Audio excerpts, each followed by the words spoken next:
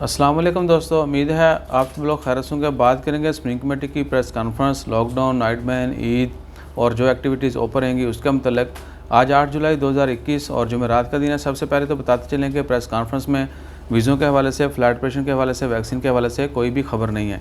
Vaccine के हवाले से ये है कि ओमान एंट्री, और वैक्सीन के हवाले से ये है कि अगस्त एंड तक ओमान एंट्री के कोई रूल जो हैं वो चेंज नहीं होंगे, वही पुराने कवानीन है ट्रैवलिंग के हवाले से।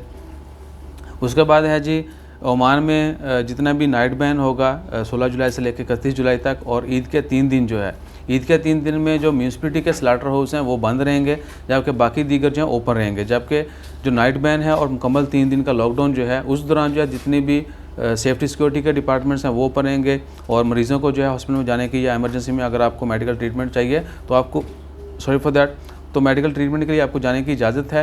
उसके अलावा क्या है कि फ़ूड स्टोर और जितने भी इस बाकी खाने पीने की अशिया के स्टोर हैं या शॉप्स हैं वो ओपन रहेंगी, और उसके मतलब जल्द जो है वो डिटेल शेयर कर दी जाएगी कि किस तरह आप लोग जो हैं वहाँ पे जाके शॉपिंग कर सकेंगे, ग्रोसरी वगैरह ख़रीद सकेंगे। ट्रांसपोर्टेशन जो है, फूड ट्रांसपोर्टेशन वो ओपन रहेगी। फार्मर्स को जो है अपने फार्म पे जाके पानी वानी लगाने की, बाकी लाइफ स्टॉक को चेक करने की इजाज़त होगी।